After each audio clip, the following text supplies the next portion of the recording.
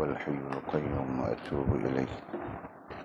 اللهم صل وسلم وبارك على سيدنا محمد وعلى آله وصحبه في كل لمحة ونفس عدد ما وسعه علم الله. اللهم صل وسلم وبارك على سيدنا محمد وعلى آله وصحبه في كل لمحة ونفس عدد ما وسعه علم الله. اللهم صل وسلم وبارك على سيدنا محمد وعلى آله وصحبه في كل لمحة ونفس عدد ما وسعه علم الله. بسم الله ما شاء الله، بسم الله ما شاء الله، بسم الله ما شاء الله، وما لم يشاء لم يكن، لا حول ولا قوة إلا بالله العلي العظيم، لا حول ولا قوة إلا بالله العلي العظيم، لا حول ولا قوة إلا بالله العلي العظيم. اللهم ارحمنا بالقرآن واجعله لنا إماما ونورا وهدى ورحمة.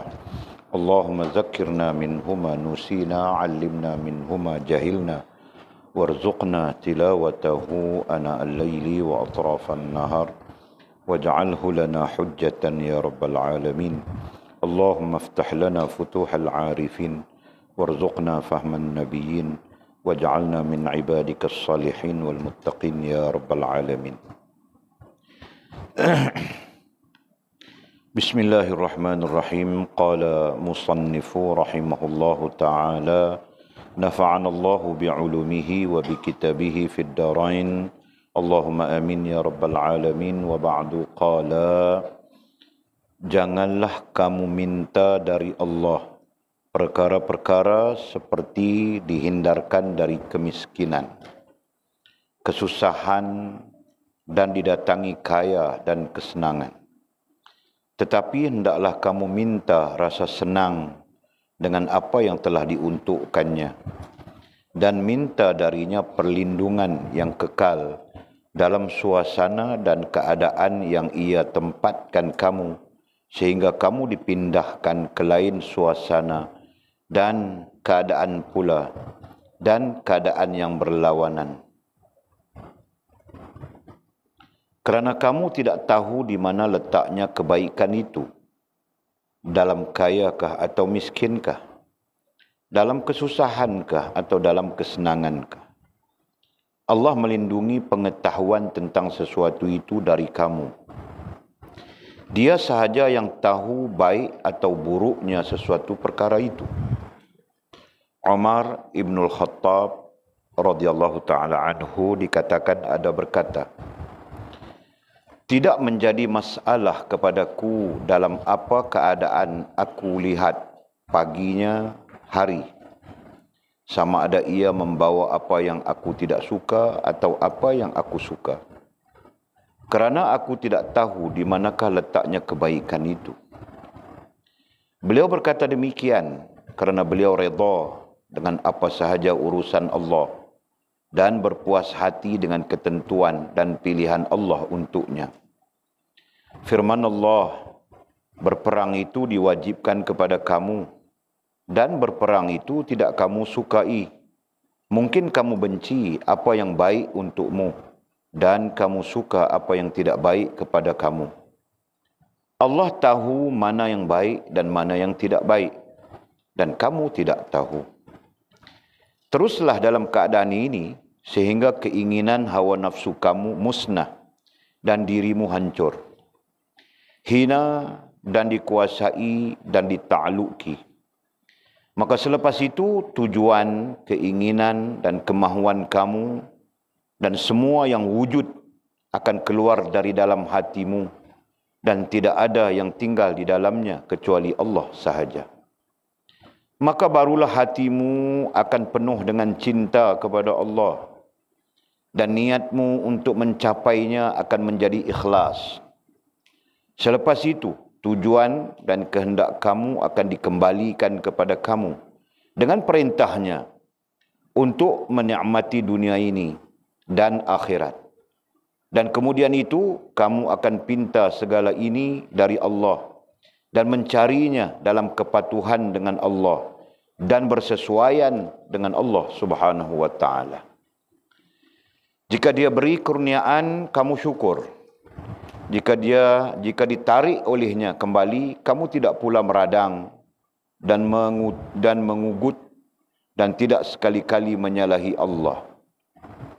Jiwa dan fikiranmu akan tenang dan damai, kerana kamu mencarinya bukan timbul dari keinginan dan hawa nafsu kamu, kerana hati kamu telah kosong dari keinginan dan hawa nafsu kamu itu.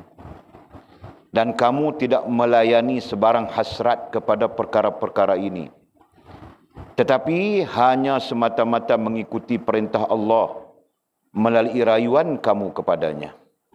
Dan ketenteraman dan kedamaian bagi kamu hendaknya. Syarahan yang ke-70.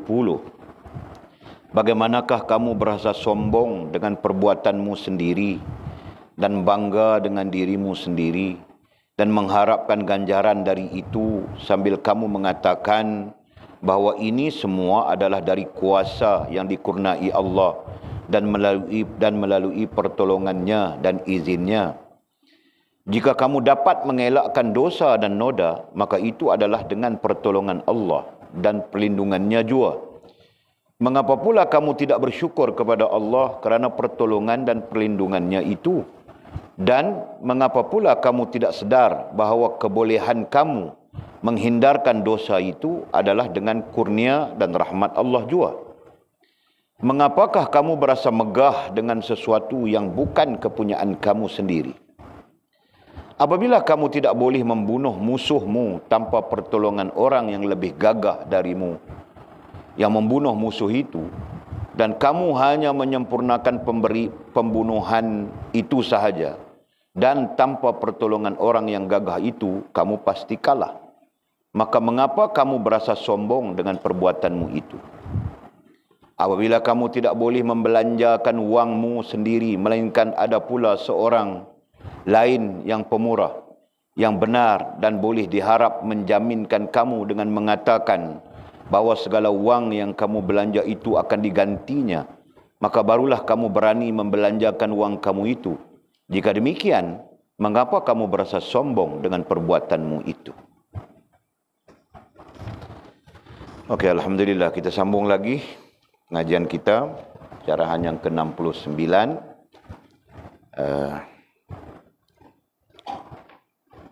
Mudah-mudahan Allah Subhanahu wa taala melimpahkan kepada kita ilmu, pengetahuan pada syarah-syarah yang telah kita muzakarahkan, yang telah kita bincangkan, dan mudah-mudahan menjadi sebahagian daripadanya menjadi amalan kita, menjadi pegangan kita khususnya, ya, yang akan menyebabkan perjalanan kita mudah dan sampai ke hadirat Allah Subhanahu wa taala, sampai dengan makna Allah menerima kita dan sempurna hubungan dengannya. Terakhir kita berbincang paragraf di atas itu, ya, berkaitan dengan apa yang sepatutnya kita minta kepada Allah Subhanahu wa taala, ya, berkaitan dengan apa yang sewajarnya kita mohon daripada Allah Subhanahu wa taala. Ya, lazimnya kita akan memohon apa yang kita inginkan, gitu kan? Nah, melalui syarahan yang ke-69 kita diajar supaya memohon sesuatu yang lain, ya. Kalau yang kita inginkan itu bersifat dunia, bersifat keinginan-keinginan kita untuk hidup di dunia, ataupun keinginan-keinginan memenuhi keinginan-keinginan badaniah kita. Nah, ada sisi lain yang kita perlu minta, ya. Ada sisi lain yang kita perlu mohon kepada Allah Subhanahu wa taala, iaitu keampunan terhadap dosa-dosa yang lalu. Nah, itu kita katakan sisi lain. Kenapa kita bilang sisi lain? Kerana sisi ini jarang masuk di dalam keinginan kita, ya kan? Sisi minta keampunan terhadap dosa yang lalu, sisi minta perlindungan dari dosa yang sekarang, sisi minta perlindungan dari dosa yang akan datang, sisi minta keupayaan untuk taat kepadanya, sisi minta keupayaan untuk melakukan suruhannya dan meninggalkan tegahannya. Nah, semua ini merupakan sisi-sisi luar daripada keinginan, sama ada langsung maupun tidak langsung. Betul kan? Kenapa? Kerana yang namanya keinginan itu sifatnya adalah memenuhi badania, ya, memuaskan diri. Nah, itu sifatnya. Yang namanya keinginan lazimnya adalah memenuhi keinginan diri kita. Kan? Dalam soal sihat sakit misalnya, tidak ada orang yang mau sakit, mau sihat saja. Kan? Nah, itu keinginan diri kita. Dalam soal susah senang, tidak ada orang yang mau susah. Semua orang mau senang saja. Nah, kita pun minta supaya senang, ya kan? Nah, itu bagian daripada keinginan diri kita. Jelas? Jadi, yang kita sebutkan tadi, keampunan terhadap dosa lalu, perlindungan terhadap dosa sekarang, perlindungan terhadap dosa akan datang, keupayaan untuk taat dan patuh, itu jarang, tidak menjadi lazim dalam keinginan-keinginan kita secara umum. Betulkah? Nampakkah itu? Nah, kerana tidak menjadi lazim itulah menyebabkan kita terlupa untuk memohon itu. Jelas? Nah, sekarang seolah-olah musannif mau mengajar kita supaya lazimkan ini. Kan? Lazimkan ini, biasakan ini. Nah, biasakan diri kita meminta kepada Allah Subhanahu wa taala sesuatu yang di luar keinginan kita. Tidak termasuk di dalam keinginan kita. Kalaupun nantinya menjadi keinginan, nah itu bagus sudah. Faham tak? Yang dibimbangi hal ini tidak menjadi keinginan kita. Yang menjadi keinginan kita adalah rezeki yang melimpah ruah. Yang menjadi keinginan kita adalah segar bugar, sihat, supaya kita boleh keluar dating. Bila-bila dijemput, diajak kita dating. Kan? Yang menjadi keinginan kita ialah pakaian yang bagus-bagus. Yang menjadi keinginan kita adalah kenderaan yang bagus-bagus misalnya. Gitu kan? Nah, sebab itu kita bilang ini di luar. Hanya saja jika ia boleh menjadi bahagian daripada keinginan kita, nah itu bagus. Jelaskah? Nah, keinginan kita supaya Allah mengampunkan dosa kita yang lalu. Keinginan kita supaya Allah memberi perlindungan daripada dosa yang sedang maupun akan datang. Nah, keinginan kita supaya Allah melimpahkan kepada kita keupayaan untuk taat dan patuh kepadanya misalnya kan. Nah, itu bagus. Nah, sebab itu kita simpulkan bahawa musannif melalui syarahan ini langsung maupun tidak langsung, untuk mengajar kita supaya melazimi permintaan doa seperti ini. Jelas kan? Okey. Mudah-mudahan Allah Subhanahu wa taala menerima kita sesuai dengan adab-adab yang kita bawa dalam diri kita dalam berurusan dengan Allah Subhanahu wa taala. Nah, kita sambung saja. Kata musannif, janganlah kamu minta dari Allah perkara-perkara seperti, nah termasuk hal yang kita jangan minta ya. Dan nanti kita bincang kenapa jangan minta. Janganlah kamu minta dari Allah. Jangan di sini bukan jangan bukan jangan syar'i begitu. Ya. Bukan jangan dengan makna tidak boleh selamanya. Ya kan? Jangan di sini maksudnya berjaga-jaga. Nah, kalau kaedah Arabnya, kaedah sirah, kaedah balaghahnya adalah jangan litambih, bukan jangan linnahi. Bukan jangan yang menegah, tetapi jangan yang beringat-ringat. Faham tak? Nah, macam kadang-kadang orang bagi kasih tahu kita, kau jangan buat begitu. tidak sesuai misalnya. Nah itu jangan, bukan sifatnya menegah langsung, betul kan? Itu jangan, sifatnya adalah berjaga-jaga, berhati-hati, gitu. Paham tak?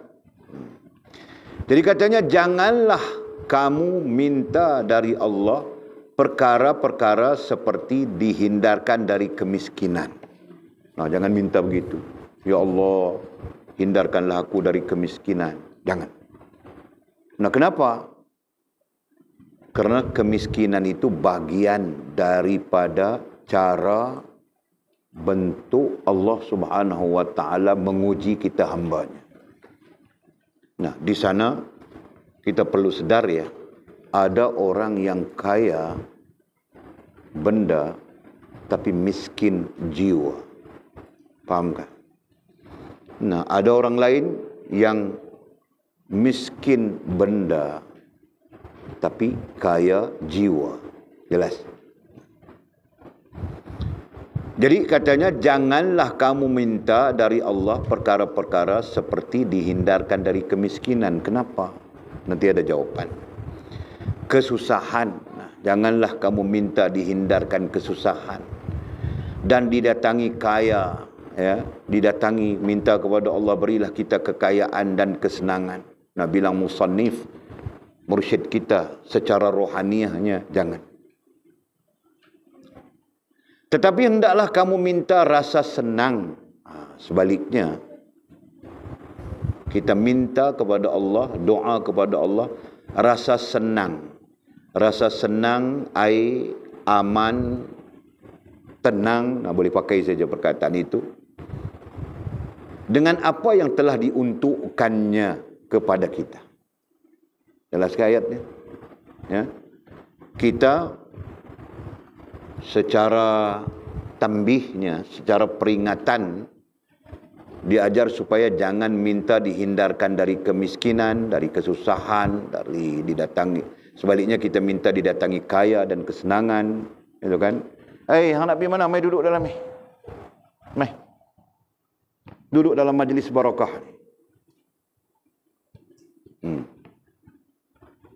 Duduk mengaji. Ini anak menakan Walid, anak saudara Walid. Dia pun pening juga tu.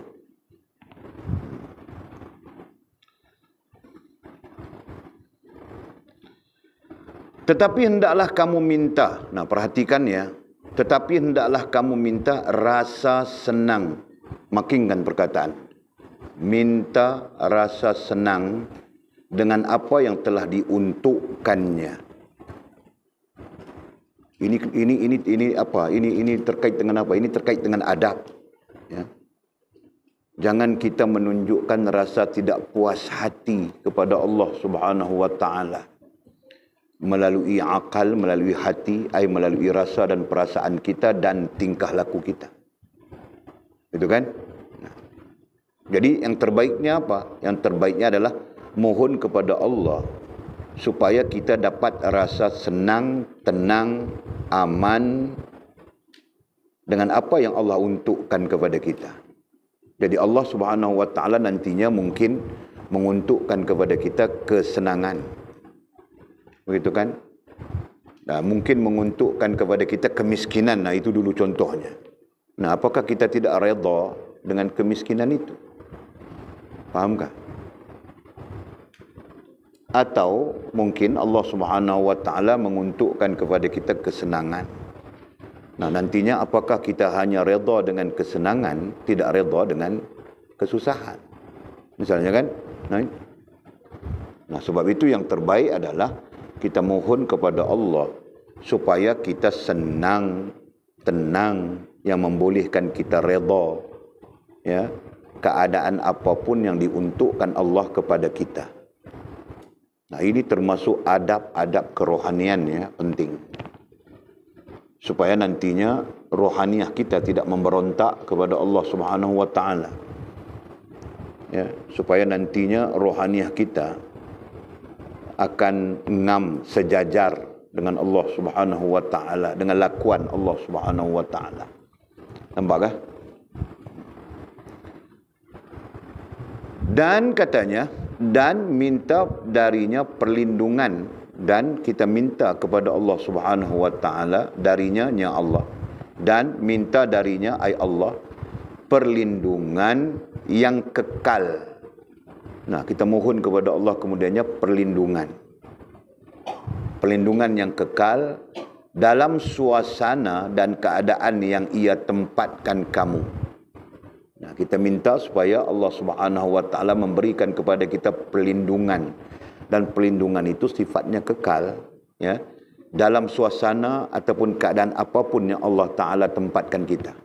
Nah, Allah tempatkan kita miskin, kita mohon perlindungan Allah Subhanahu wa taala, ya, supaya kita tetap dalam iman, tetap dalam hubungan yang baik dengannya. Betul kan? Nah, kalau kita senang pun sama saja. Kita syukur kepada Allah Subhanahu wa taala, dan kita perlukan kepada perlindungan Allah Subhanahu wa taala juga, supaya dalam senang itu kita tidak rusak hubungan dengan Allah Subhanahu wa taala. Fahamkah? Sehingga kamu dipindahkan ke lain suasana. Nah, yang kita mohon kekal. Kita mohon supaya perlindungan itu kekal. Kenapa? Sehingga kamu dipindahkan ke lain suasana dan keadaan pula. Sehingga nantinya kita dipindahkan kepada lain keadaan, lain suasana. Dari senang, dari susah kepada senang misalnya. Nah, rentetan itu boleh menyebabkan kita bersyukur pada Allah Subhanahu wa taala. Kan? Kenapa? Karena Allah memberi kita perlindungan daripada kerosakan-kerosakan hubungan dengannya. Nah, itu yang penting, kan? Jadi takut juga nanti dalam susah kita rusak hubungan dengan Allah. Dan nanti dalam senang pun kita rusak hubungan dengan Allah SWT. Nah, kenapa? Kerana manusia ramainya begitu. Kan? Ada yang rusak hubungan dengan Allah dalam susah. Ada yang rusak hubungan dengan Allah dalam senang. Nah, kedua-duanya, susah ataupun senang, kita tidak mau rusak hubungan dengan Allah Subhanahu wa taala. Betul kah? Ya. Jadi berapa ramai yang senang tapi tidak mempunyai ruang masa untuk berhubungan dengan Allah Subhanahu wa taala. Demikian juga berapa ramai yang susah. Nah, sibuk dia untuk mencari kesenangan sampai tidak mempunyai ruang masa untuk berhubungan baik dengan Allah Subhanahu wa taala. Nah, kedua-duanya rusak. Nah, kita bimbang, kita takut kita berada di posisi, di keadaan rusak kedua-duanya itu. Faham tak? Nah, kerana itulah kita perlu memohon kepada Allah Subhanahu wa taala. Nah, pertamanya memohon kepada Allah Subhanahu wa taala supaya kita senang. Kita diberi rasa dan perasaan yang senang dengan keadaan apapun kita diuntukkan, ditetapkan. Dan yang keduanya kita mohon kepada Allah Subhanahu wa taala perlindungan yang kekal. Ya, dalam keadaan apapun kita, baik susah pun kita dalam perlindungan Allah Subhanahu wa taala. Senang pun kita dalam perlindungan dengan Allah Subhanahu wa taala. Nah, itu. Jelas? Jelaskah? Jelaskah kamu orang? Okey. Dan keadaan yang berlawanan, katanya, dan keadaan yang berlawanan, nah, merujuk kepada ayat tadi. Jadi kita dalam keadaan senang, mungkin Allah Subhanahu wa taala nanti ubah kita kepada susah. Begitu kan? Nah, senang lenang kita begitu begini. Nah, kita tidak peduli dalam hubungan kita dengan Allah. Nah, mau minta perlindungan kah? Mau minta rasa senang kan? Kita tidak peduli, kita syok dengan cara kita. Nah, tiba-tiba Allah gantikan dengan kesusahan. Nah, apa yang akan terjadi? Nah, itu memungkinkan rusak hubungan kita dengan Allah Subhanahu wa taala. Fahamkah? Nah, begitu. Jadi kita mohon, yang terbaiknya adalah kita mohon kepada Allah, kita minta kepada Allah Subhanahu wa taala dilimpahkan kepada kita rasa senang, rasa tenang, ya, rasa redha, gitu kan? Dan kita minta kepada Allah Subhanahu wa taala perlindungan kekal, ya, perlindungan yang kekal dalam hubungan kita dengan Allah Subhanahu wa taala di dalam keadaan apapun kita. Nah, itu yang terbaik. Okey. Jadi hujahnya apa? Kerana kamu tidak tahu. Nah, itu hujahnya. Kerana kamu, ai kita tidak tahu di mana letaknya kebaikan itu. Ya.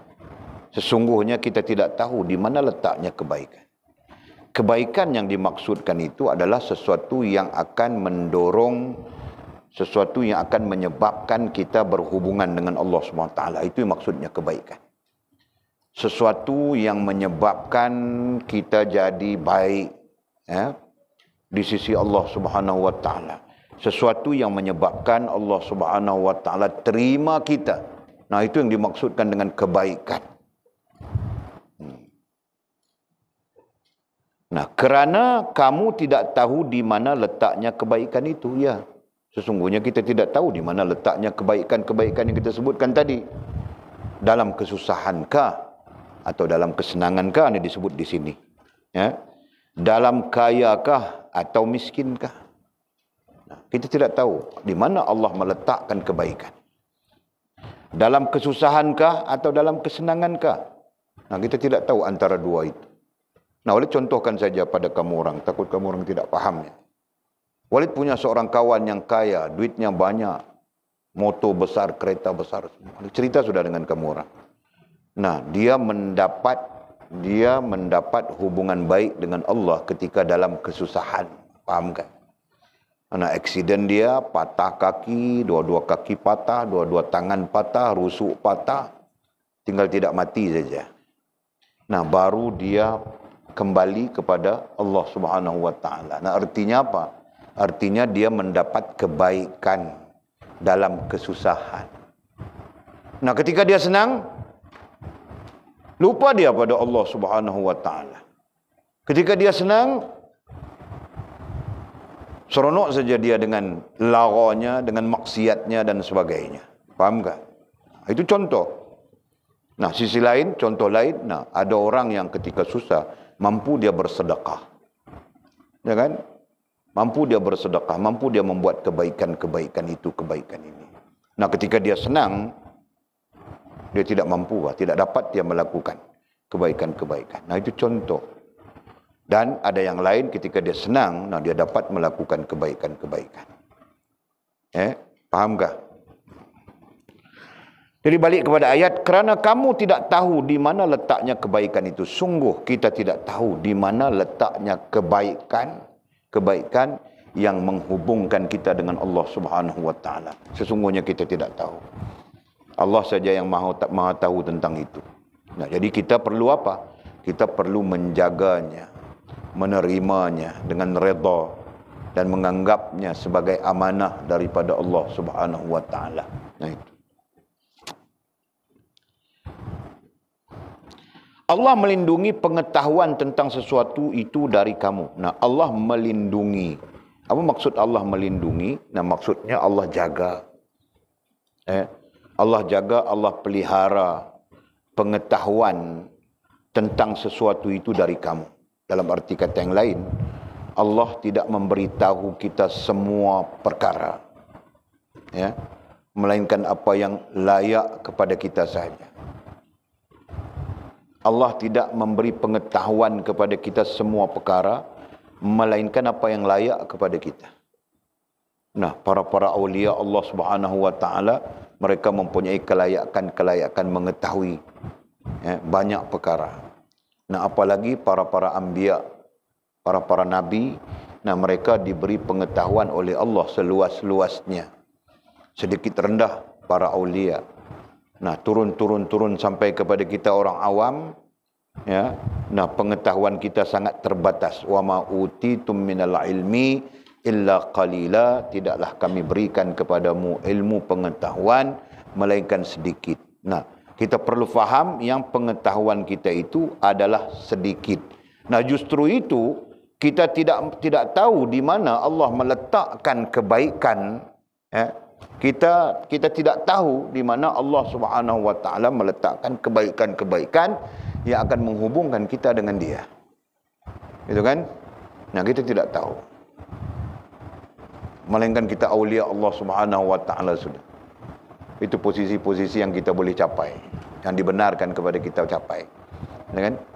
Nah, kalau kita lihat aulia itu diberi Allah pengetahuan yang luas, sedang kita awam, nah berarti jauh langit dengan bumi lagi. Gitu kan? Kita berada sejauh langit dengan bumi untuk mencapai pengetahuan aulia. Nah, justru itulah kita berpegang teguh dengan kita tidak tahu di mana kebaikan-kebaikan yang Allah Subhanahu wa taala letakkan untuk kita. Ya, pada Walid Allah letakkan kebaikan itu dalam miskin. Nah, Walid perlu belajar suka miskin. Walid tidak pernah jadi kaya. Tidak pernah ada duit mau kaya. Betul Pak. Ada duit, nah sekarang ada duit pun kamu orang punya, bukan Walid punya. Walid apa pun tiada. Baju pun orang kasih. Nah, kau mau jadi menantuku, Fas. Kau tahukah mertuamu ini? Apa pun tiada. Kau pikir 10 kali lagi. Baju pun orang kasih semua. Mana aku ada apa? Itu ada kereta pun pondok punya, bukan aku yang punya. Tahukah? Aku apa pun tiada sudah. Jadi siapa-siapa yang mau menjadi menantu itu pikir-pikir 10-15 kali. Nah, 20 kali lagi bagus.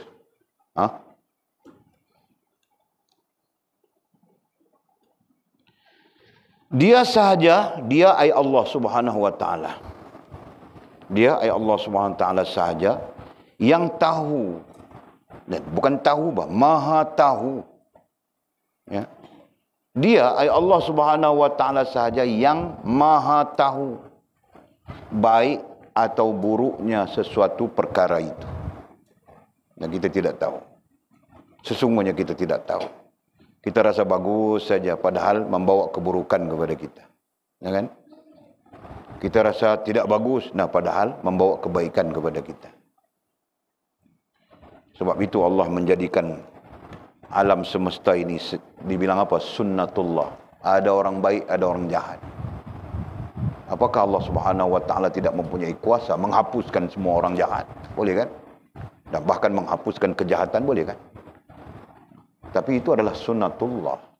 Bilang sunnatullah, ketetapan Allah Subhanahu wa taala. Kenapa? Nah, kita mendapat manfaat untuk jadi baik dari orang jahat. Faham tak? Faham Anjung? Nah, Anjung sekarang jadi baik sudah dia. Kenapa? Kerana dia dapat manfaat daripada dia punya jahat dulu-dulu. Dulu-dulu kan? Nah, begitulah seterusnya. Faham tak? Nah, jika tidak ada orang jahat dan kejahatan, mana mungkin kita tahu yang baik itu apa, yang jahat itu apa. Itu kan? Nah, demikian juga jika tidak ada yang namanya baik dan kebaikan, nah orang jahat akan terus jahat, Pak. Tidak dapat pulang untuk jadi baik, betul kan? Nah, jelas kah? Nampak ke sila?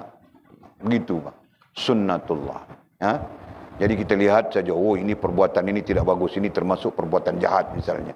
Nah, apalagi kita tahu dalil Al-Quran, dalil hadis Nabi begini, nasihat para ulama begini. Nah, itu menjadi bagian daripada ilmu kita. Nah, ini perbuatan ini jahat ini. Walaupun nampak bagus saja, tapi jahat. Nampak macam makan ubat. Tapi ubat yang dimakan itu namanya syabu. Baguskah? Nah, nampak macam makan ubat. Ubat yang dimakan itu namanya ketom. Baguskah? Nah, tahu sudah kan? Oh, ini tidak bagus. Ini memudaratkan. Ini sebagainya. Faham tak? Nah, itu sunnatullah. Allah Subhanahu wa taala saja yang Maha mengetahui sejauh mana keburukan, kejahatan itu memberi kebaikan kepada orang yang mau jadi baik. Jelas? Allah Subhanahu wa taala saja yang Maha tahu kebaikan, baik dan kebaikan itu sejauh mana memberi manfaat kepada manusia yang banyak, kepada makhluk Allah Subhanahu wa taala yang lain. Allah Subhanahu wa taala saja yang Maha tahu. Subhanallah. Ya, paham Lina? Nah, jika tidak ada orang yang baik, kau pun tidak tahu mau buat baik. Jelas kan? Kau melihat siapa? Kau melihat contohnya di mana? Kau melihat pokok sentiasa baik terus saja. Kan? Kau melihat apa? Nah, begitu. Jelas. Nah, jadi dia Allah Subhanahu wa taala saja yang Maha tahu. Dhabit mahanya ya, jangan tinggal. Dia sahaja yang maha tahu baik atau buruknya sesuatu perkara itu. Nah, ada dalil tentang itu sebenarnya. Okey. Umar ibn al-Khattab radhiyallahu taala anhu berkata, nah ini mengambil perkataan sahabat, ya. Maksudnya kalau kita dalam ranking sunnah, ada ini kita bilang sunnah sahabat, khususnya khulafa'ur rasyidin, kan? Umar ibn al-Khattab radhiyallahu taala anhu dikatakan ada berkata, apa katanya? Tidak menjadi masalah kepadaku dalam apa keadaan aku lihat paginya hari. Jadi maksud Umar, aku tidak bermasalah, tidak menjadi masalah kepadaku apapun keadaanku. Nah, itulah maksudnya, pagi maupun petang. Sama ada ia membawa apa yang aku tidak suka, sama ada keadaan itu aku suka, atau apa yang tidak aku suka ataupun apa yang aku suka. Ini boleh teringkaskan ayatnya. Jadi Umar berkata, Sayyidina Umar Khattab radhiyallahu ta'ala berkata, nah dia tidak menjadi masalah kepadanya. Ya, keadaan apapun diuntukkan kepadanya ataupun keadaan apapun dia berada. Ya, sama ada sesuatu yang dia suka maupun sesuatu yang dia tidak suka. Nah itu. Kenapa? Kerana aku tidak tahu di manakah letaknya kebaikan itu. Nah, Umar mengakui bahawa dia sendiri tidak tahu di mana kebaikan. Nah, kalau Allah letakkanku di pagi hari ini susah. Nah, aku terima saja. Redha. Ya kan? Nah, nanti petang Allah SWT pun letakkan aku dalam keadaan yang susah. Ya, aku terima saja. Aku redha. Nah, mungkin susah itu bukan hari per hari, bahkan bertahun-tahun. Nah, redha saja dia. Kenapa? Kerana aku tidak tahu di manakah letaknya kebaikan itu. Kerana Umar mengakui dia tidak tahu di mana letaknya kebaikan. Ya, kerana kebaikan itu Allah Subhanahu Wa Taala saja yang tahu, kan? Okey. Beliau berkata demikian. Beliau ay Umar radhiyallahu taala anhu, beliau ay Sayyidina Umar ibn Khattab radhiyallahu taala anhu, antara sahabat mulia baginda Nabi kita sallallahu alaihi wasallam. Beliau berkata demikian kerana beliau redha. Nah, kerana beliau redha dengan apa sahaja urusan Allah. Nah, kita belajar daripada Sayyidina Umar. Nah, tidak menjadi kesalahan. Nah, Rasulullah itu uswatun hasanah. Sahabat ini pun belajar daripada Rasulullah. Rasulullah yang mengajarnya menjadi begini. Nah, tidak menjadi kesalahan jika kita mau mengambil dia sebagai teladan untuk kita belajar. Jadi apa yang ada pada Umar, beliau ay Umar redha dengan apa sahaja urusan Allah. Nah, susah, senang, itu kan? Apa tadi kita sebut? Susah ataupun senang, kaya ataupun miskin, itu semuanya urusan Allah Subhanahu Wa Taala, bukan urusan kita. Ya, kita tidak mempunyai daya upaya apapun. Jelas. Dan katanya, dan berpuas hati. Ya, dan beliau, masih lagi beliau, yaitu Sayyidina Umar ibn Khattab radhiyallahu taala anhu, selain daripada beliau redha dengan apa saja urusan Allah, beliau juga berpuas hati dengan ketentuan dan pilihan Allah untuknya. Nah, beliau berpuas hati, ya, dengan ketentuan Allah, ketentuan dan pilihan Allah untuknya. Nah, ini tidak menafikan ikhtiar, ya. Ini tidak menafikan ikhtiar. Nah, sebab itu Walid nyatakan di awal tadi, ada orang kaya, keadaannya kaya, tapi jiwanya miskin. Nah, ada orang yang miskin tapi jiwanya kaya. Nah, di sana sebagai apa? Sebagai analogi untuk menunjukkan bahawa agama kita, sunnah dalam hal kerohanian sendiri tidak menafikan ikhtiar. Faham tak? Nah, kita ikhtiar. Nah, nanti urusan Allah. Gitu kan? Nanti urusan Allah mau kasih kita kesenangan kah, mau kasih kita kesulitan kah, di urusan Allah SWT. Nah, kita tetap dengan ikhtiar. Nah, begitu. Jelaskah?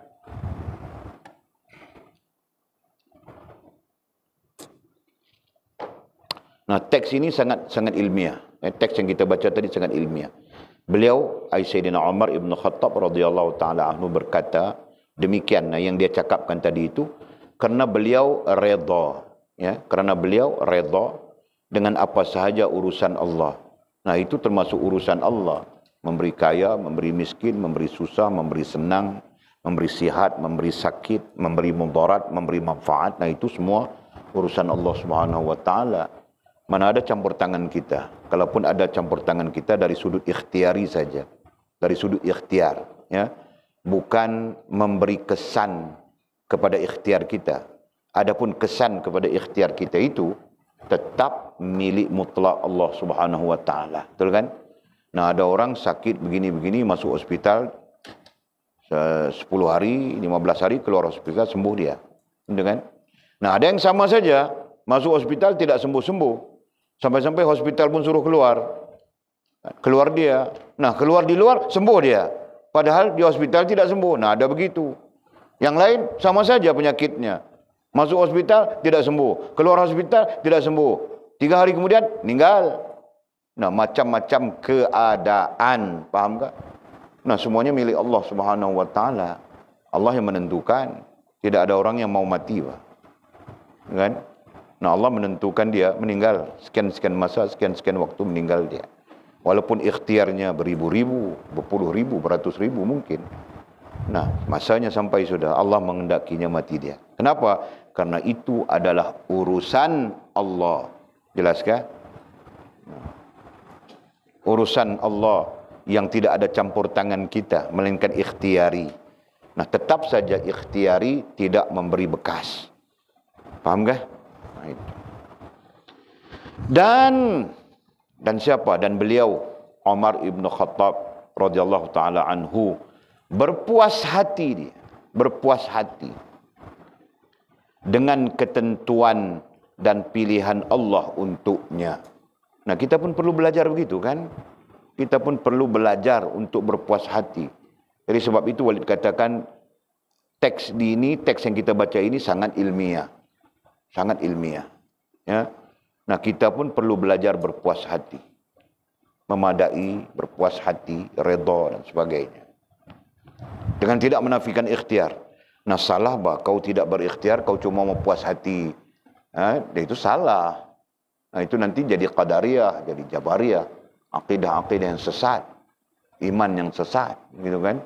Nah, ikhtiari tetap berlaku bakil. Nah, kalau kau pulang ke sana, kan, jadi kau mau makan, kau perlu menoreh. Nah, kau perlu menoreh, gatah-gatah tu. Atau kau bukan menoreh gatah, kau jual petai. Nah, kau perlu borong petai, kau jual, gitu kan? Nah, itu ikhtiari. Nah, nanti Allah akan menetapkan sesuai dengan ilmunya bagaimana keadaanmu. Gitu kan? Ada orang jual petainya 100 ikat. Laku 2 ikat, 3 ikat, 5 ikat. 1 hari. Nah, kau mungkin 100 ikat juga. Gitu kan? 1 ikat saja laku. Ini hari misalnya. Nah, besok kau pun selepas solat subuh, ya Allah, hamba mohon ya Allah, ini hari yang mau berniaga. Jadi kalau dilimpahkan kepada hamba rezeki, ya Allah, yang memohon. Nah, kau pergi berniaga. Sekejap saja, bukan 1 hari. 2 jam saja kau duduk. Habis orang borong kau punya petai. Berapa ikat? 99 ikat. Nah, orang borong semuanya. Nah, mungkin begitu Makil, paham kah? Nah, jelas. Semuanya Allah Subhanahu wa taala. Tanamlah di dalam akal kita, tanamlah di dalam rasa dan perasaan kita. Ya, yakinlah bahwa segalanya adalah ketentuan Allah Subhanahu wa taala, dan Allah Subhanahu wa taala berhak memilih, ya, berhak memilih dan meletakkan kita di posisi mana yang Dia kehendaki. Begitu kan? Dan Allah Maha tahu apa kebaikan yang kita akan perolehi daripada sisi-sisi yang Dia letakkan kita. Nah, tinggal kita sana ada ikhtiar. Kau jangan ikhtiar mau pergi campur orang main judi, campur orang minum ketum, campur orang hisap sabu, campur orang buat maksiat. Kau jangan, karena itu hal yang ditegahkan oleh Allah Subhanahu wa taala. Begitu kan? Nah. Firman Allah. Nah, ini disandarkan kepada firman Allah. Dalilnya ada ini. Berperang itu diwajibkan kepada kamu dan berperang itu tidak kamu sukai. Ya. Allah pernah mewajibkan perang. Dalam Al-Quran Allah menyebut tentang wajib berperang itu. Berperang itu diwajibkan kepada kamu dan berperang itu tidak kamu sukai. Sudah tentu bahawa manusia tidak suka berperang. Bahkan Nabi kita SAW sendiri tidak suka berperang. Ya kan? Nah, nanti jangan kita terfitnah dengan orang lain bahawa Islam ini agama yang berdiri dengan peperangan. Nah, fitnah ini disebarkan khususnya oleh orang-orang Kristian, orang-orang Yahudi. Ya. Nah, mereka mengatakan bahawa Islam ini tersebar dengan kekerasan, dengan peperangan dan sebagainya. Itu adalah fakta yang salah. Peperangan di dalam Islam adalah kerana mempertahankan diri dan hak masyarakat. Ya, Islam tidak pernah mencetuskan peperangan. Baca saja sirah Nabawi, sirah perang baginda Nabi SAW. Tidak pernah. Perang Badar sebagai contoh. Nah, itu kerana perjanjian yang perjanjian Aqabah. Perjanjian Aqabah yang dikhianati. Itu kan? Nah, setelah mereka mengkhianati perjanjian, nah mereka menyusun strategi untuk menyerang orang Islam di Makkatul Mukarramah. Nah, Rasulullah mengambil sikap, nah kita bersedia. Kan? Begitu. Berarti selama mana tidak terancam nyawa umat Islam, tidak ada peperangan. Nah, dengan sendirinya kita dapat faham bahawa peperangan di dalam Islam itu adalah untuk mempertahankan diri. Tidak ada sejarah yang menunjukkan umat Islam mencetuskan peperangan. Dari dulu sampai sekarang. Ya kan? Sampai sekarang. Perang di Irak dicetuskan oleh Amerika. Ya kan? Perang di Syria dicetuskan oleh Amerika. Oleh musuh-musuh Islam. Nah, perang di mana-mana pun. Ya kan? Walaupun ada sumber-sumber lain kejahatan komuniti-komuniti tertentu, nah kemudian berlaku kesepakatan dengan dunia luar. Nah, nanti kamu orang belajar bahwa politik itu. Ya. Nah, jadi dalam Islam perang itu sesuatu yang pilihan terakhir dalam konteks risalah, dalam konteks menyebarkan risalah agama. Perang itu adalah pilihan terakhir. Ya, sebab itu pertamanya adalah diplomasi, dakwah, dialog, seperti mana Allah sebut dalam Quran jelasnya. Yu'til hikmata man yasha wa man yu'tal hikmata faqad utiya khairan katsira. Nah, itu di antara dalil yang menunjukkan Islam adalah agama diplomasi. Itu kan? Mengajak manusia secara diplomasi, secara tenang, secara aman, secara damai, bukan berperang. Nah, cuma ada ketika diwajibkan Allah SWT berperang. Nah, antaranya adalah perang Badar. Ya.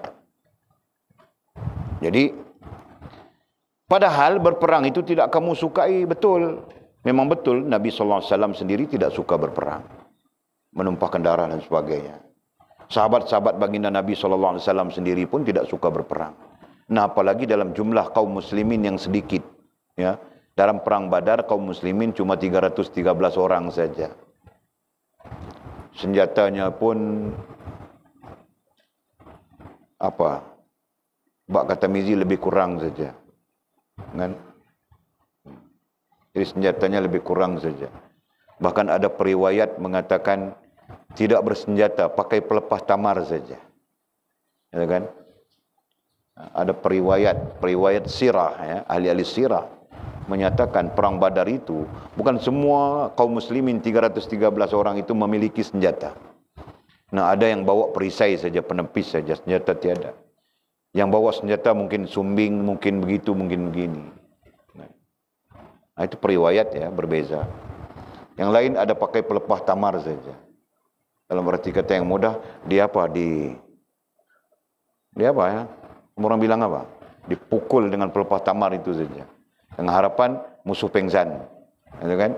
Atau mati, itu saja. Jadi macam mana mau berperang dengan musuh yang musuh dalam perang Badar itu lebih daripada 1,000 orang.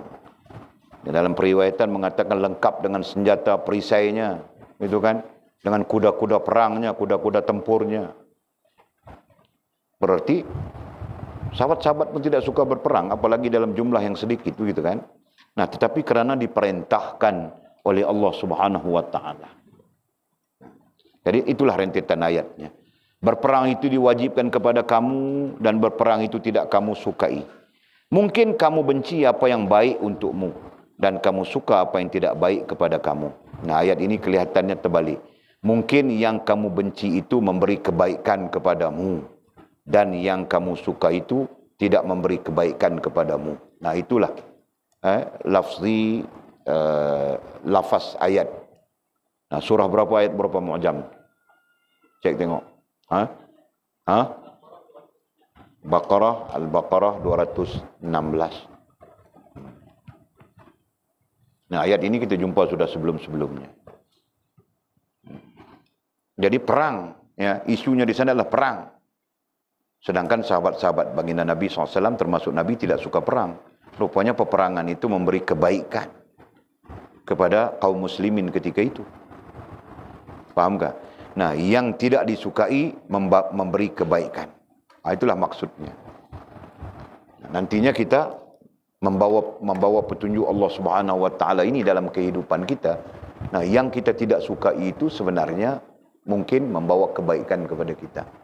Nah, yang kita sukai itu mungkin membawa kemudaratan kepada kita. Nah, itu. Paham tak? Mamangkil. Nah, kau suka kepada Jamilah, kau tidak suka kepada siapa namanya? Aku tidak tahu yang kedua itu.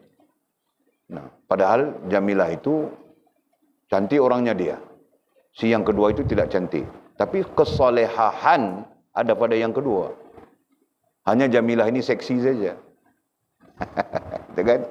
Nah, kau suka kepada Jamilah yang seksi. Kau tidak suka kepada solehah walaupun dia tidak cantik. Kepada siapa namanya aku tidak tahu. Tapi kesolehahannya bagus. Kau tidak suka dia kerana dia tidak seksi. Nah, nanti Jamilah akan membawa kemudaratan kepadamu. Berarti kita suka tapi dia membawa kemudaratan kepada kita. Yang kita tidak suka mungkin dia membawa kebaikan kepada kita. Nah, di sana tidak ada ilmu kita. Kenapa? Allah yang memegang ilmu itu. Paham tak? Allah yang memegang pengetahuan itu. Yang ada pada kita cuma andaian saja. Jelaskah? Jadi kau bangkit macam mana? Kalau ada di antara Jamilah dengan seorang lagi yang kita bilang solehahnya bagus tapi dia tidak cantik. Jamilah seksi, kau mau yang mana? Kau mau yang seksi kah? Kau mau yang solehah itu? Dua-dua kau mau? Kau ini nafsu besar bah. Dua-dua sekali. Kau tengok bangkil kamu orang. Bahaya dia. Okey. Allah tahu mana yang baik. Nah, justru kita sepakat saja, ya.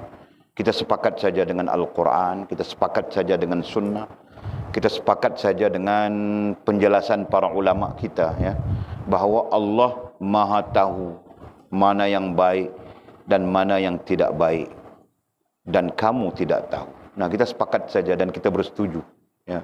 Sungguh kita tidak tahu. Sungguh kita tidak tahu mana yang baik, mana yang buruk. Allah Subhanahu wa taala saja yang Maha tahu mana yang baik, mana yang buruk. Nah, sebab itu lebih baik kepada kita yang kita sebutkan tadi, lebih baik kepada kita apa?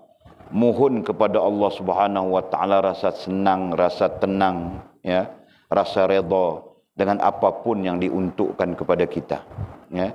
Mohon kepada Allah Subhanahu wa taala perlindungan yang kekal dalam suasana apapun kita berada, supaya kita tidak rusak hubungan dengan Allah Subhanahu wa taala. Nah, itu lebih bagus. Itu lebih baik daripada kita mohon untuk dihindarkan kemiskinan, diberikan kekayaan dan sebagainya. Nah, walaupun ini hal remeh-temeh saja kan. Kelihatannya apa yang kita bincangkan ini adalah hal yang remeh. Remeh-temeh saja. Tetapi dia menjadi satu hal yang besar dari sudut kerohanian. Kenapa? Karena dia termasuk di dalam adab adabur rabbani. Setengah orang bilang begitu, setengah ulama sebutkan begitu. Yang lain kebanyakannya menyebut adabul ubudiyah, adab dalam ubudiyah.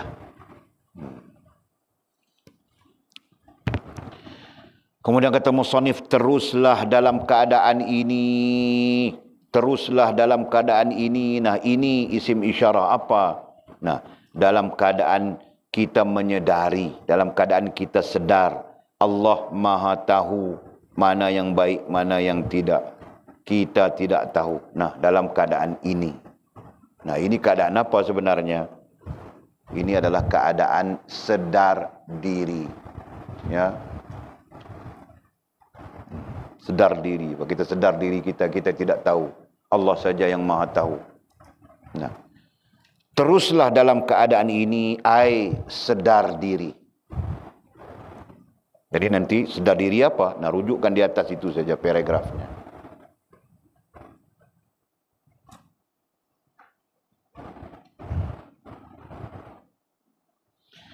Sehingga katanya, sehingga keinginan hawa nafsu kamu musnah. Nah, sehingga keinginan hawa nafsu kamu musnah.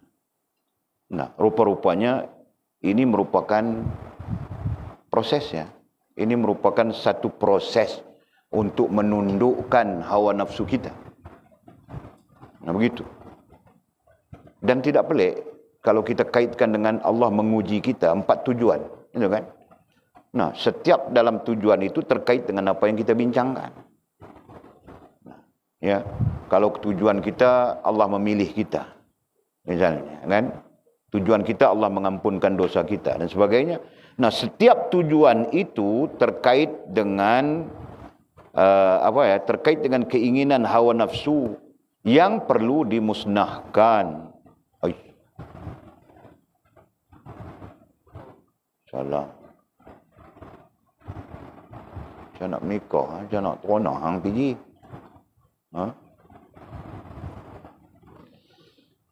Anak teruna daripada Libya. Okey. Teruslah dalam keadaan ini sehingga keinginan, nah kita belajar sudah betapa kita perlu menundukkan, merendahkan, mengecilkan keinginan-keinginan kita supaya nantinya ngam rohaniah dan jasmaniah kita ngam dengan Allah Subhanahu wa taala. Nah, kita belajar sudah panjang lebar itu. Okey. Teruslah dalam keadaan ini. Keadaan apa? Sedar diri. Nah, dalam keadaan kita sedar diri. Sehingga keinginan hawa nafsu kamu, nah, keinginan hawa nafsu kita musnah.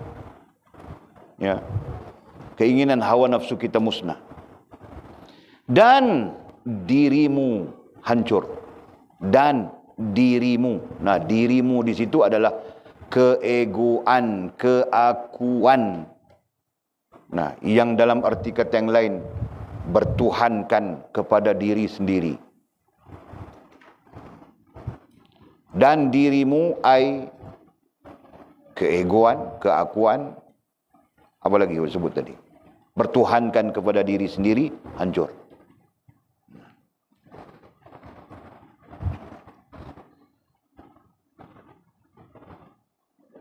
Jelas ya? Lagi apa? Hina. Nah, sehingga kita menyedari, nah termasuk sedar diri tadi, nah, sedar diri yang kita ini hina. Ada 2 sisi pandang hina.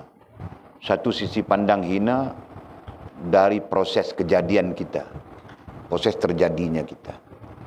Satu sisi pandang hina kerana kita merupakan orang yang berdosa, kan? Orang yang melalui kehidupan yang panjang tapi penuh dengan dosa. Nah itu. Jadi ada 2 sisi hina. 2 sisi pandang kehinaan.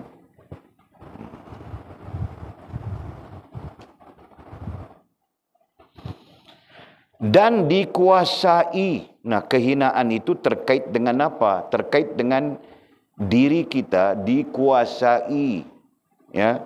Dikuasai dan ditakluki. Dikuasai dan ditakluki. Nah, boleh baca sekali saja. Dikuasai dan ditakluki sama saja. Oleh. oleh makhluk, benda, hal dan perkara. Kan?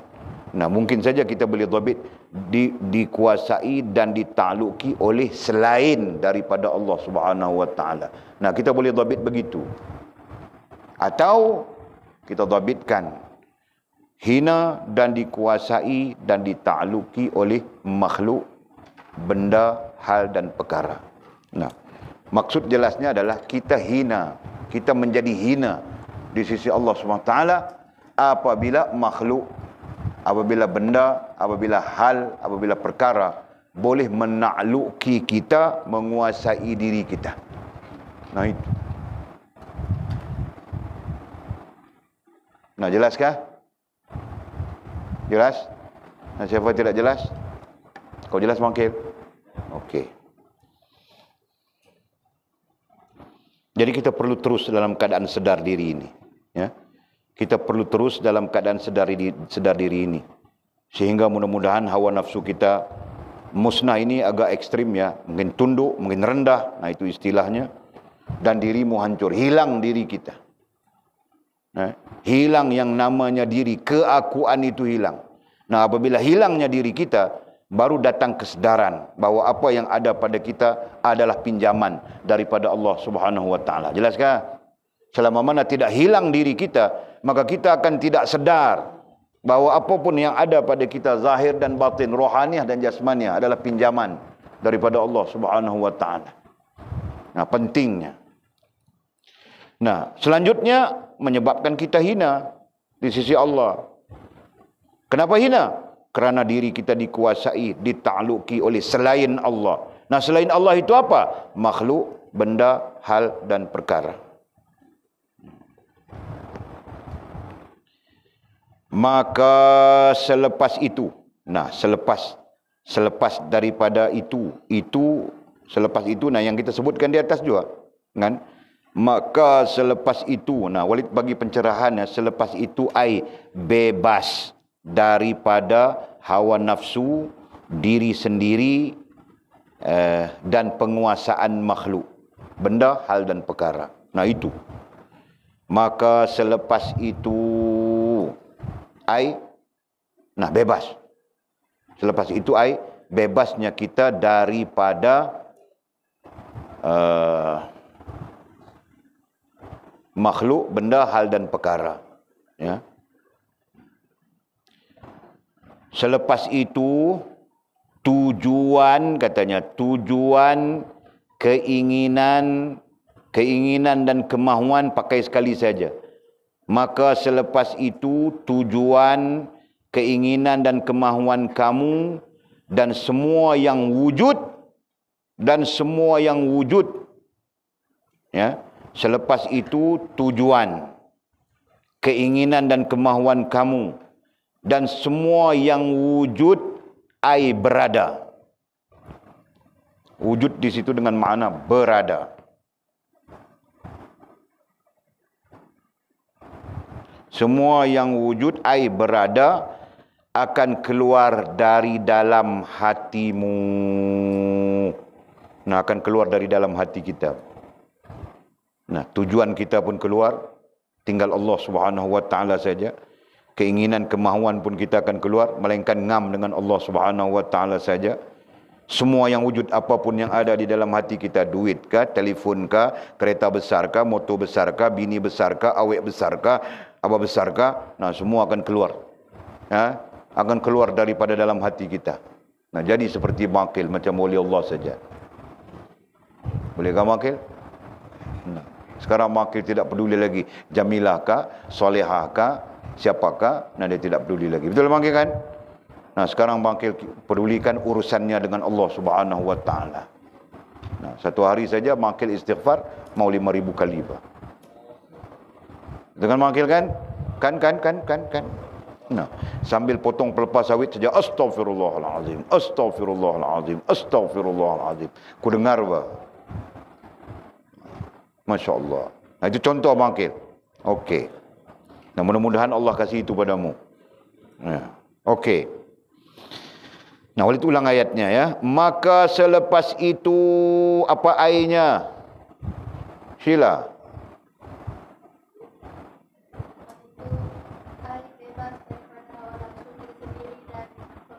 Okey, bagus. Tujuan, keinginan dan kemahuan dan semua yang wujud, ya, dan semua yang wujud air berada. Airnya adalah berada, akan keluar dari dalam hatimu. Nah, yang berada dalam hati itu apa? Semuanya keluar. Ya. Cinta dunia kah? Cinta apakah? Semua keluar. Dan tidak ada yang tinggal di dalamnya ai hatimu. Dan tidak ada yang tinggal di dalamnya ai hatimu kecuali Allah sahaja. Subhanallah. Nah, itu betul-betul jadi bakil sudah. Allah saja di dalam hatinya, bakil. Betulkah bakil kau ni? Tidak tahu. Okey, Pak. Kan? Allah, ya Allah. Ya, boleh ulang ayatnya. Dan tidak ada yang tinggal di dalamnya ai hatimu kecuali Allah sahaja. Nah, ketika itu Allah menempat di hatimu. Yang Allah bilang, tidaklah kujadikan dalam diri manusia dua hati. Kan? Melainkan Allah jadikan satu saja hati, tempat untuk diisi dengan kebesaran, keagungan. Jelaskah? Maka barulah hatimu akan penuh dengan cinta kepada Allah. Nah, ketika itu baru hati kita penuh dengan cinta kepada Allah. Ya kan? Cinta yang betul-betul. Nah, kalau dalam keadaan apa tujuan kita, keinginan, kemahuan semua wujud keberadaan yang lain di dalam hati kita, nah kita tidak cinta kepada Allah, nantinya kita tertarik-tarik saja. Kadang cinta Allah, kadang tidak, kan? Kadang cinta RM10, cinta Allah RM2, cinta RM10 RM3,000. Kan? Itu yang terjadi pada kita, kan? Cinta Allah 2 minit, cinta dunia 1 jam. Nah, itu yang terjadi pada kita. Kan? Maka barulah hatimu.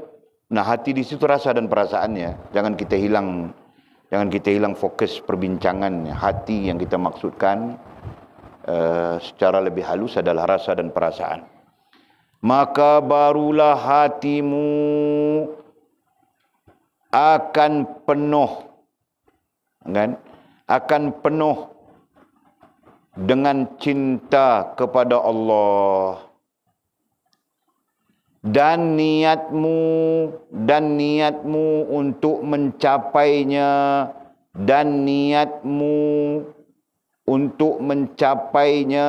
ai Allah.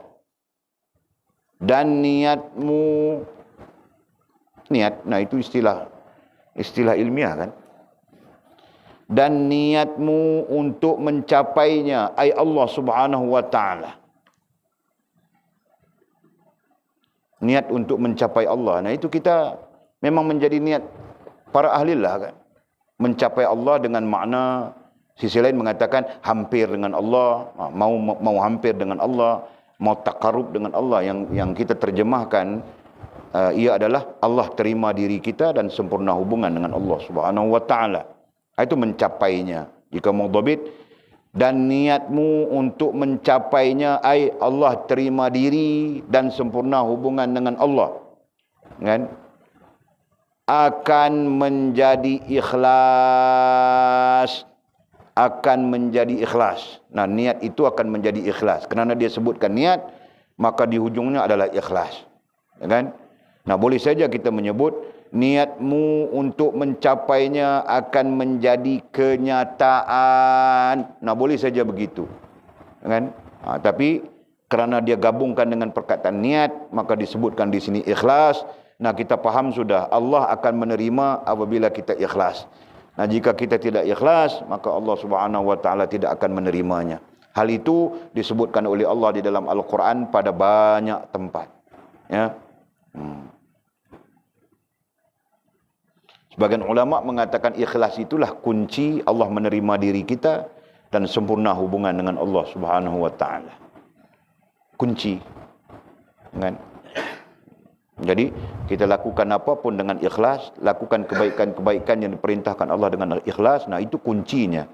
Nanti Allah Subhanahu wa taala menerima diri kita dan selanjutnya sempurna hubungan dengan Dia. Kemudian kata musannif, selepas itu tujuan dan kehendak kamu, tujuan dan kehendak ai keinginan. Selepas itu tujuan. Nah, tujuan satu hal ya. Matlamat tujuan satu hal. Dan kehendak ai keinginan kamu akan dikembalikan kepada kamu. Ya, Allah akan mengembalikan tujuan dan keinginan kita. Apapun. Dengan perintahnya. Dengan perintahnya ai syariatnya. Untuk menikmati dunia ini. Nah, Allah akan kembalikan tujuan dan keinginan kita. Allah akan kembalikan dalam rasa dan perasaan kita untuk kita menikmati dunia ini. Nah, apa-apa yang diuntukkan kepada kita di dunia dengan perintahnya. Nah, ayatnya begitu. Fahamkah? Terbalik ayatnya. Jadi maksudnya Allah mengembalikan kepada kita keinginan-keinginan terkait dengan apapun yang diuntukkan Allah kepada kita di dunia di bawah pengaruh perintahnya. Begitu. Supaya kita tidak janggal. Nah, nantinya Allah masukkan dalam hati kita rasa mau menikah lagi misalnya. Kan? Nah, kita akan berusaha menikah lagi dengan syariatnya, tidak main bawa lari, Pak. Begitu.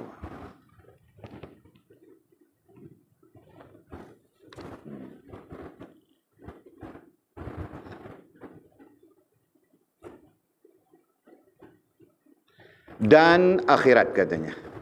Untuk menikmati dunia ini, nah maksudnya apa-apa yang diuntukkan Allah kepada kita ketika di dunia dan di akhirat, dan apa-apa yang diuntukkan Allah kepada kita di hari akhirat mengikut perintahnya. Berarti kita dalam lingkungan, dalam pengaruh syariat Allah Subhanahu wa taala. Nah, kita ambil perkara yang sabit dengan dunia yang diuntukkan Allah kepada kita. Contoh beho. Kan? Paling dekat dengan kita kan beho. Nah, Allah telah menguntukkan kepada kita dalam dunia kita beho. Nah, kita ambil. Nah, beho itu akan menjadi apa? Beho itu akan berada dalam lingkungan kita dan syariat Allah Subhanahu wa taala. Nah, aku contohkan beho senang. Faham tak? Nah, begitu. Jadi beho ini aku tidak buat main judi. Beho ini aku tidak akan buat willy-willy. Kan? Beho ini aku tidak buat racing dalam hutan ini. Tidak. Aku buat kerja-kerja yang berhubungan dengan Allah SWT. Kenapa? Kerana di sana ada pengaruh syariatnya. Faham tak? Nah, begitu. Demikian juga telefon kah, motor kah. Nah, tidak buat menarik lagi, Pak. Kalau dulu motor baru dia akan buat menarik. Hari ini Jamila, esok Sofia, lusa itu, tulat ini. Nah, tarik saja menarik kerja dia. Kan? Nah, nanti apabila berada di keadaan ini, nah motonya itu digunakan untuk datang ke pondok, ke surau, untuk mengaji. Begitu. Faham kah? Faham kah? Nah, itu. Boleh jadi, Pak. Atul pun nanti dia ada motor, dia beli motor besar, dia wili-wilinya motor besar. Kulihat sudah dalam Facebook, Pak. Pakai niqab bukan main dia. Nah, wili motornya. Wah. Kulihat sudah, rupanya wah, orang perempuan berniqab pun dahsyat juga. Yang ku belajar orang berniqab itu dia menjaga adab-adab agama. Itu kan. Ini dia pun wili-wili saja. Ada grup, dia pun join konvoi lelaki itu kan. Masya Allah. Yang dia berniqab itu apa? Yang dia bercampur itu apa? Nah, kadang-kadang pening sudah sekarang, kan? Yang berniqab itu bukan menjaga agama, yang berniqab itu tren, kan? Tren ataupun apa bilang fashion, dan mungkin dia melindungi jerawat kah, parut kah, Nanti aku rasa mau mengajar juga kamu orang. Adabul mukminin, adab mukmin bagi seorang wanita. Ya, perlu belajar. Nanti bawa pulang, nanti mengajar anak-anak kamu orang. Jangan sampai kita jadi ibu tidak paham, nanti anaknya mau paham macam mana? Nah, itulah yang jadi kita mengikut orang. Kalau kita memakai dalam keadaan kita mengikut orang. Paham tak? Nah, begitu tidak mau, salah. Okey.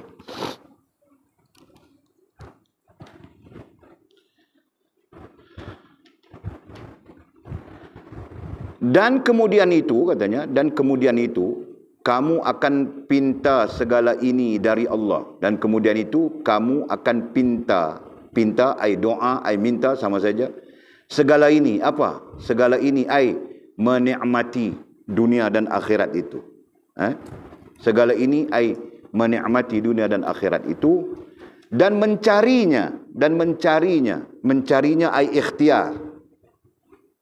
Mencarinya ai ikhtiar dalam kepatuhan, dalam kepatuhan dengan Allah. Nah, ketika itu kita meminta kepada Allah, ya betul kita minta, tapi meminta dalam keadaan rohaniah kita berhubungan dengan Allah. Nah, itu yang penting. Dan dalam kepatuhan kita, dalam kepatuhan kita dengan Allah, dalam kepatuhan kita dengan syariat Allah SWT. Nah, berarti kita mencari dalam iman, kita mencari dengan iman, kita mencari dengan Islam, kita mencari dengan ihsan. Nah, begitu. Nah, nanti kau cari awek pun kau mencari dengan iman, dengan Islam, dengan ihsan. Faham tak?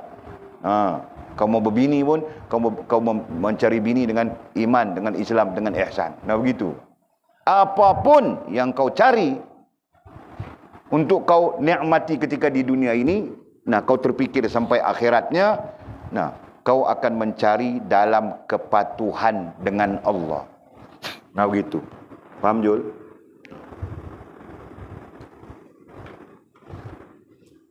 Ada orang yang dia mencari tidak dengan kepatuhan, membujur lalu melentang patah saja.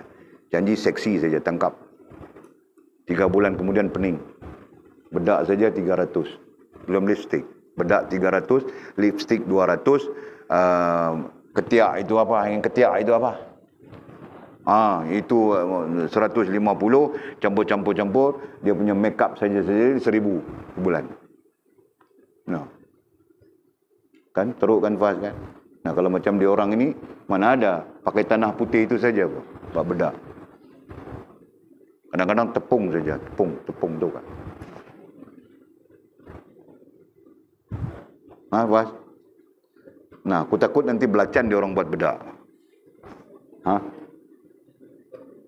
Jangan, Pak. Okey. Dan katanya, dan bersesuaian dengan Allah Subhanahu wa ta'ala, dan ngam kita, dan bersesuaian ai ngam kita dengan Allah Subhanahu wa ta'ala, ya, rohaniah jasmaniah kita ngam dengan Allah. Subhanallah, cantik kan? Nah, sekarang rohaniah dengan jasmaniah kita mungkin kontra saja, kan?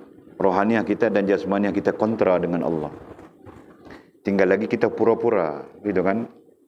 Nah, kita pura-pura bagus, kita pura-pura menjaga syariat. Nah, oleh kita mungkin saja ya, mungkin. Nah, kalau betul, alhamdulillah. Cuma Walid andaikan kita pura-pura, berpura-pura. Apakah Allah Subhanahu wa ta'ala tidak tahu yang kita berpura-pura? Allah Maha tahu. Jangan kita berpura-pura. Mohon keampunan Allah Subhanahu wa ta'ala. Ya. Kalaupun nantinya rasa dan perasaan kita masih buruk, ya kita mohon ampun kepada Allah SWT. Yang penting jangan berpura-pura. Kenapa? Karena Allah Maha tahu. Selanjutnya, berpura-pura itu adalah nifaq. Sama ada terang-terangan maupun halus. Ya, berpura-pura itu adalah nifaq yang akan membunuh rohaniah kita, hubungan rohaniah kita dengan Allah Subhanahu wa taala. Allah, ya Allah, na'udzubillah min dzalik. Jika dia beri kurniaan, nah nantinya apabila kita berada di keadaan itu, ya, kita berada dalam keadaan apapun, dalam keadaan kepatuhan dengan Allah Subhanahu wa taala, ya, sebagai hasil daripada apa yang kita lalui, ya. Jika dia beri kurniaan, nantinya apabila Allah memberikan kepada kita kurniaan, kamu syukur. Nah, kita tahu mau bersyukur. Kan? Jika Allah Subhanahu wa taala memberikan kepada kita kurniaan, jadi kamu syukur, artinya kita tahu untuk bersyukur. Kamu kita tahu. Nah, kita tahu bersyukur, tahu berterima kasih kepada Allah Subhanahu wa taala. Nah, kita belajar sudah konsep syukur itu kan, memulangkan kepada Allah Subhanahu wa taala haknya dengan rasa dan perasaan terima kasih kita sebagai hamba. Nah, itu.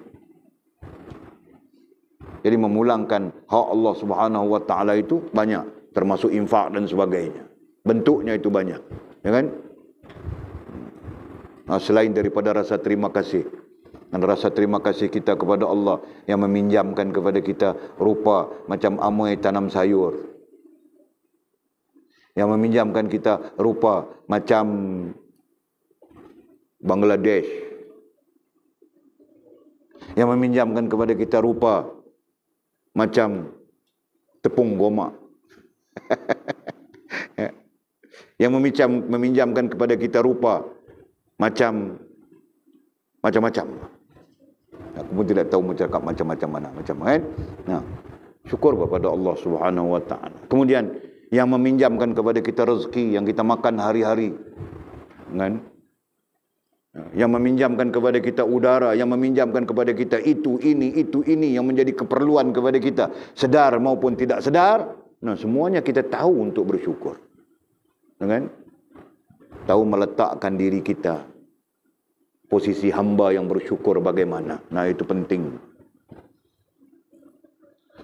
Dan katanya, jika ditarik olehnya kembali, dan jika Allah menarik balik daripada kita kurniaannya itu sekalipun, kamu tidak pula meradang dan mengugut. Meradang, ini ayat terjemahan. Kamu tidak pula meradang dan mengugut. Nah, tidak berpuas hati maksudnya kan. Nah, kamu tidak pula meradang dan mengugut, tidak berpuas hati. Nah, begitu. Dan tidak sekali-kali menyalahi Allah Subhanahu wa taala. Dan kita sekali-kali tidak akan menyalahi Allah Subhanahu wa taala. Nah, itulah adab yang terbaik yang perlu pada kita hamba. Jangan menyalahkan Allah Subhanahu wa taala. Subhanallah. Jiwa dan fikiranmu akan tenang. Nah, ketika itu barulah kita akan mencapai jiwa dan fikiranmu akan tenang. Jiwa komplit sudah, ya kan? Nah, di dalam jiwa itu ada fikiran yang selalu bekerja, ya kan? Nah, jiwa dan fikiranmu akan tenang. Berarti fikiranmu tenang, maka seluruh jiwamu menjadi tenang. Nah, itu maksudnya. Dan damai. Jiwa dan fikiranmu akan tenang dan damai. Kerana kamu mencarinya. Kerana kamu mencarinya. Allah. Ya. Kerana kamu, bukan Allah, rezeki di situ. Bukan rezeki, nikmat. Nikmat ataupun kurniaan. Kerana kamu mencarinya, nikmat dan kurniaan. Bukan timbul dari keinginan dan hawa nafsu kamu. Nah, kita mencari nikmat dan kurniaan Allah itu bukan timbul, datang dari hawa nafsu kita.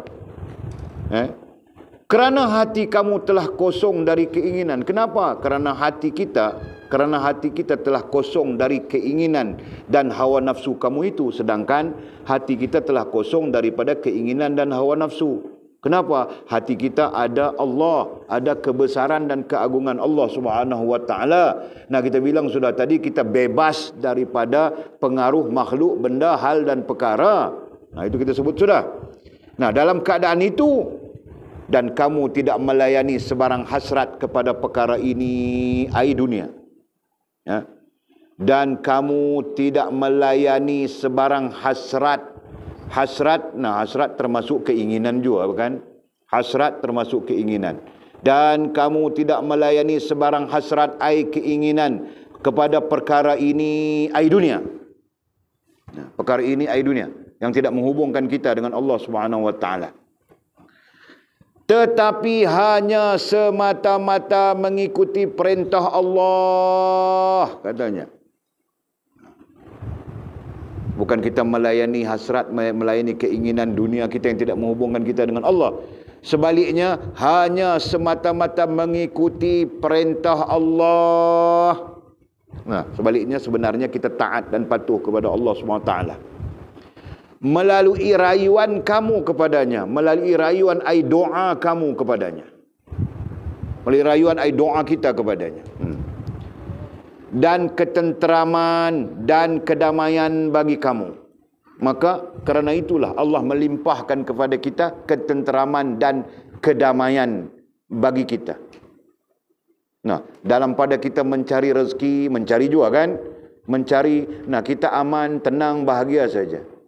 Tidak seperti orang lain yang mencari rezeki, nah susah hati, sibuk, serabut, semak, sampai mau ibadat pun tidak sempat. Nah, itu contoh perbezaannya. Tetapi hanya semata-mata mengikuti perintah Allah melalui rayuan ai doa kamu kepadanya dan ketenteraman dan kedamaian bagi kamu. Nah, Allah melimpahkan kepada kita ketenteraman dan kedamaian dalam mencari dalam mencari yang kita sebut ikhtiar. Muka sebelah ya. Nah, dalam ikhtiar kita. Kita penuh ketenteraman, penuh kedamaian. Nah, orang mau makan, kita pun mau makan. Orang kerja cop kelapa sawit, kita mungkin kerja cop kelapa sawit. Kan? Tapi orang tidak sempat solat, kita sempat solat. Faham tak? Nah, itu contoh. Orang datang bulan puasa, dia tidak puasa kerana cop kelapa sawit. Nah, kita boleh saja puasa. Nah, itu perbezaan yang menunjukkan bahawa Allah melimpahkan ketenangan, kedamaian kepada orang yang mencari ai ikhtiar di bawah perintah Allah Subhanahu wa taala. Jadi katanya, dan ketenteraman dan kedamaian bagi kamu hendaknya. Nah, hendaknya itu doa. Jadi hendaknya ai mudah-mudahan, moga-moga. Nah, kalau ayat mudah-mudahan, moga-moga perlu diletakkan di awal kan. Moga-moga, mudah-mudahan Allah melimpahkan kepadamu ketenteraman, kedamaian. Nah, begitu. Kemudian kata musannif syarahan yang ke-70. Kita sambung besok. Wallahu a'lamu bisshawabi au kama qala. Jam berapa? Masya-Allah.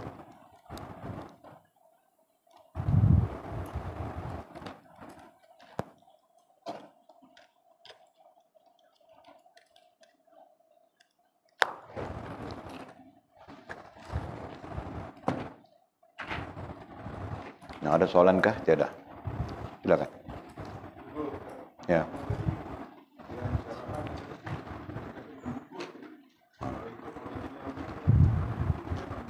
Sebab itu saya tak pakai istilah mengugut, saya pakai istilah tidak berpuas hati.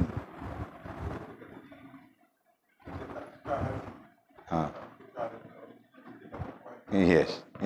Jadi perkataan yang paling sederhana adalah kita tidak berpuas hati lah, tidak merungut kan. Okey.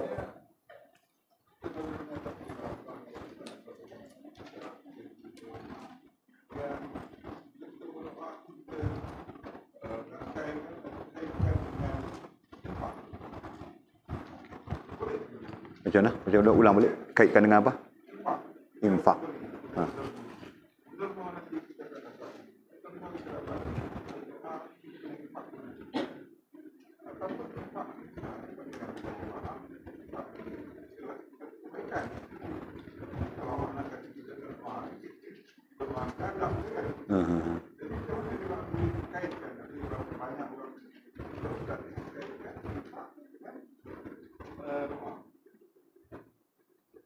Saya pun tak faham macam mana boleh dikaitkan begitu. Saya rasa mungkin ada kepentingan, faktor kepentingan duduk di depan kot. Jadi kita akan buat majlis ini, kita akan berdoa begini. Jadi siapa yang nak makbul doa dia boleh infakkan, boleh jadi gitu kot. Saya tahu, Allah alam. Cuma saya dalam hal infak berkait dengan doa berkait dengan infak, satu hal saja yang saya pernah belajar, saya pernah berjumpa. Lain-lain saya tak belajar, tak berjumpa lah. Iaitu infak dengan tujuan berubat. Itu ada. Kan? Maksudnya kita nak berubat seseorang, kita nak berubat diri kita yang sakit lah. Kan? Jadi kita siangnya kita infak dengan sedekah, bagi orang makan dan sebagainya, dan kemudian kita menjalankan perubatan kita. Jadi dari segi harapannya mudah-mudahan infak yang baik itu tadi barakahnya akan membantu kita, memberi Allah SWT akan melimpahkan kesembuhan kepada kita. Nah, kaedah itu ada dipraktiskan dalam mazhab Imam Abu Hanifah. Sebab itu orang-orang Hanafi kalau kita perhatikan, kadang-kadang dia saja-saja nak bagi kita makan, nak jamu kita makan. Rupanya dia sedang menjalani proses berubat. Jadi kita tanya dia, kemarin dah jamu makan, hari ini jamu makan lagi. Makan dia tak makan.